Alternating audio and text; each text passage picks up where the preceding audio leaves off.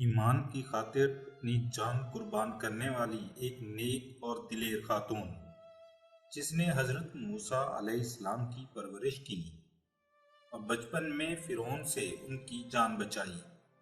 لیکن جب اس خاتون نے اللہ پر ایمان لایا تو فرعون نے اس کے ساتھ کیا ظلم کیا، اور ایسا کیا ہوا کہ اس خاتون کو دنیا کی عظیم ترین عورت کا لقب دیا گیا، اور قرآن مجید میں اللہ نے اس عورت کی تعریف کی۔ فرعون مصر کا ایک ظالم اور جابر بادشاہ تھا۔ اس نے مصر میں آباد قوم بنی اسرائیل کو غلام بنا رکھا تھا اور ان پر ظلم کرتا۔ فرعون نہایت ہی مغرور بادشاہ تھا اور خود کو خدا کہلواتا تھا۔ لہٰذا اللہ نے فرعون کے خاتمے کا ارادہ کیا تو بنی اسرائیل میں حضرت موسیٰ علیہ السلام کی پیدائش ہوئی۔ جب حضرت موسیٰ علیہ السلام کی پیدائش ہوئی تو ان دنوں میں فرعون نے اپنے سپاہیوں کو یہ حکم دے رکھا تھا کہ بنی اسرائیل میں جو بھی لڑکا پیدا ہو اس کو قتل کر دیا جائے۔ لہٰذا اس مصیبت کے دور میں مجبوراً حضرت موسیٰ علیہ السلام کی والدہ نے آپ کو ایک صندوق میں رکھ کر صندوق کو بند کر دیا اور اسے دریائے نیل میں ڈال دیا۔ دریا سے نکل کر ایک نہر فرعون کے محل سے گزرتی تھی۔ اللہ کی قدرت یہ ہوئی کہ یہ صندوق دریائے نیل سے بہتے ہوئے اس نہر میں چلا گیا۔ اس وقت نہر کے کنارے پر فرعون کی بیوی حضرت آسیہ بیٹھ کر نہر کا نظارہ کر رہی تھی۔ حضرت آسیہ بہت نیک دل خاتون تھی اور وہ کسی بیماری سے شدید تکلیف میں تھی۔ فرعون نے اس کا علاج کرایا مگر وہ ناکام رہا۔ کہتے ہیں کہ کاہنوں نے اسے بتایا تھا کہ اے فرعون، اس نہر میں سے ایک آدمی تیرے محل میں داخل ہوگا۔ اگر اس کے منہ کی رال تیرے بیوی کے جسم پر ملی جائے تو اسے شفا ملے گی۔ چنانچہ جب نہر میں بہتے اس صندوق پر حضرت آسیہ کی نظر پڑی تو اس نے ملازمین کو اسے نکالنے کا حکم دیا۔ جب اس صندوق کو پانی سے نکالا گیا اور اسے کھولا گیا اور ملکہ نے اس کو دیکھا تو اسے یوں محسوس ہوا کہ ایک بجلی سی چمکی ہے جس نے اس کے دل کو منور کر دیا ہے۔ حضرت آسیہ کے دل میں اس بچے کی محبت نے گھر بنا لیا۔ اس بچے کا لعاب دہن جیسے ہی ان کے ہاتھوں پر پڑا تو انہیں شفا مل گئی۔ فرعون کی بیوی حضرت آسیہ سے کوئی بچہ نہ تھا، وہ بے اولاد تھی۔ لہٰذا اس پاک دل خاتون کی ممتا جاگ اٹھی اور اس نے حضرت موسیٰ علیہ السلام کو گود لے لیا۔ اس طرح اللہ کی قدرت سے حضرت موسیٰ علیہ السلام کی پرورش اسی فرعون کے محل میں ہوئی جس نے حضرت موسیٰ علیہ السلام کے ہاتھوں ہلاک ہونا تھا۔ دراصل فرعون اس دور میں مصر کے بادشاہ کو کہا جاتا تھا۔ حضرت آسیہ کا تعلق ایک شاہی خاندان سے تھا۔ جب فرعون بادشاہ بنا تو اس نے طاقت کے زور پر حضرت آسیہ سے شادی کر لی، لیکن شادی کے بعد بھی اللہ نے حضرت آسیہ کو فرعون کے شر سے محفوظ رکھا۔ مورخین لکھتے ہیں کہ اللہ نے فرعون کو نامرد بنا دیا تھا، اور بعض نے لکھا کہ فرعون کو ایسی بیماری تھی کہ طبیبوں نے اسے ساری عمر صحبت کرنے سے منع کر دیا تھا، لہٰذا فرعون کبھی بھی حضرت آسیہ کے قریب نہ جا سکا۔ یہ بھی اللہ کی ایک حکمت تھی تاکہ بی بی آسیہ کو فرعون کے ناپاک جسم سے محفوظ رکھا جائے۔ حضرت موسیٰ علیہ السلام کی پرورش فرعون کے محل میں ایک شہزادے کی طرح ہوئی۔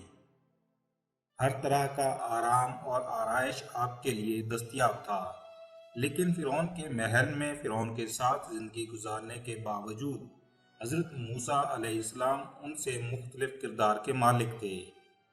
حضرت موسیٰ علیہ السلام فرعون کے غرور و تکبر اور خدائی کے دعووں کو ناپسند کیا کرتے تھے اور ہمیشہ توحید کے متعلق واضح بات کیا کرتے، جو فرعون اور اس کے درباریوں کو ناگوار گزرتی تھی۔ بہت جلد وہ وقت بھی آ گیا جب اللہ نے حضرت موسیٰ علیہ السلام کو نبوت عطا کی اور آپ فرعون کے دربار میں اسلام کی دعوت لے کر تشریف لائے۔ اس وقت فرعون کے مطالبے پر جادوگروں اور حضرت موسیٰ علیہ السلام کے درمیان جادو کا مقابلہ ہوا، جس میں حضرت موسیٰ علیہ السلام کی لاٹھی حقیقی سانپ میں تبدیل ہوئی اور جادوگروں پر واضح ہو گیا کہ یہ اللہ کے سچے رسول ہیں جنہیں ہماری ہدایت کے لیے بھیجا گیا ہے، جبکہ فرعون اپنی انا اور غرور پر قائم رہا اور حضرت موسیٰ علیہ السلام کی دعوت کا انکار کر دیا۔ اسی دربار میں بی بی آسیہ بھی موجود تھی، لہٰذا جب آپ نے یہ منظر دیکھا تو آپ کے دل میں فوراً حق کا نور چمک اٹھا اور آپ موسیٰ پر ایمان لے آئیں۔ بی بی آسیہ فرعون مصر کی بیوی اور ملکہ تھیں، لیکن اس کے باوجود آپ غرور و تکبر کا شکار نہیں تھیں، بلکہ آپ کا دل شفقت اور نیکی سے معمور تھا، کیونکہ بی بی آسیہ اپنے شوہر فرعون کے مظالم کو بھی خوب جانتی تھی، اس لیے اپنے ایمان کا اظہار نہ کیا۔ آپ چھپ کر اللہ کی عبادت کیا کرتی تھی اور اللہ سے یہ دعا کیا کرتی تھی کہ اے اللہ، مجھے فرعون اور اس کے عمل سے نجات دے، میں اس کی کفریہ حرکتوں سے بیزار ہوں۔ یہاں تک کہ ایک دن فرعون کو آپ کے ایمان لانے کی خبر ہو گئی۔ اس نے ایک روز اپنے درباریوں سے کہا، کیا تم لوگوں کو میری بیوی کی کچھ خبر ہے؟ تم لوگ اس کے متعلق کیا جانتے ہو؟ سب نے بی بی آسیہ کی بڑی تعریف کی اور ان کی بھلائیاں بیان کی۔ فرعون نے کہا، کیا تم لوگوں کو نہیں معلوم وہ میرے سوا دوسرے خدا کو مانتی ہے؟ لہٰذا فرعون نے حضرت آسیہ کو دربار میں بلایا اور ان سے پوچھا، بتاؤ تم کسے اپنا خدا مانتی ہو؟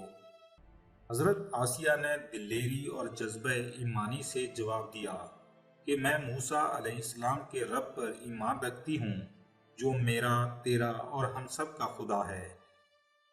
فرعون یہ سن کر غضبناک ہو گیا اور بہت جلد پورے شہر میں یہ بات پھیل گئی کہ فرعون کی بیوی اور ملکہ نے فرعونی طور طریقے چھوڑ کر دین موسیٰ قبول کر لیا ہے۔ پہلے تو فرعون نے بی بی آسیہ کو سمجھا کر اور ڈرا دھمکا کر موسیٰ کے دین کو چھوڑنے کو کہا، لیکن جب اس نے حضرت آسیہ کے مضبوط ایمان اور جذبے کو دیکھا تو اس نے ظلم اور بربریت سے کام لینے کی ٹھان لی۔ فرعون نے اپنے اہلکاروں کو حکم دیا کہ حضرت آسیہ کو تپتے ہوئے ریگستان کی دھوپ میں لٹا دیا جائے، لہذا آپ کو شدید گرمی میں ریت کے تپتے میدان میں چھوڑ دیا گیا، لیکن حضرت آسیہ اپنے ایمان پر قائم رہی۔ جب فرعون نے حضرت آسیہ کی ثابت قدمی کو دیکھا تو اس نے آپ پر مزید ظلم کرنے اور آپ کو شہید کرنے کا فیصلہ کر لیا۔ اس نے اپنے سپاہیوں کو حکم دیا کہ ایک بہت بڑی چٹان اٹھا لاؤ، بی بی آسیہ کو لٹاؤ اور وہ چٹان اس پر گرا دو۔ لہٰذا جب یہ لوگ پتھر لائے اور حضرت آسیہ کو لٹایا گیا تو آپ نے آسمان کی طرف نگاہ اٹھائی تو اللہ تعالیٰ نے جنت کے پردے ہٹا دیے اور حضرت آسیہ کو جنت اور جنت میں وہ محل جو ان کو ملے گا وہ حضرت آسیہ کو دکھایا گیا۔ آخر کار اس پتھر کو حضرت آسیہ پر گرا دیا گیا اور آپ کی روح پرواز کر گئی۔ حضرت آسیہ کے فضائل حدیث مبارکہ میں کچھ ان الفاظ میں آئے ہیں۔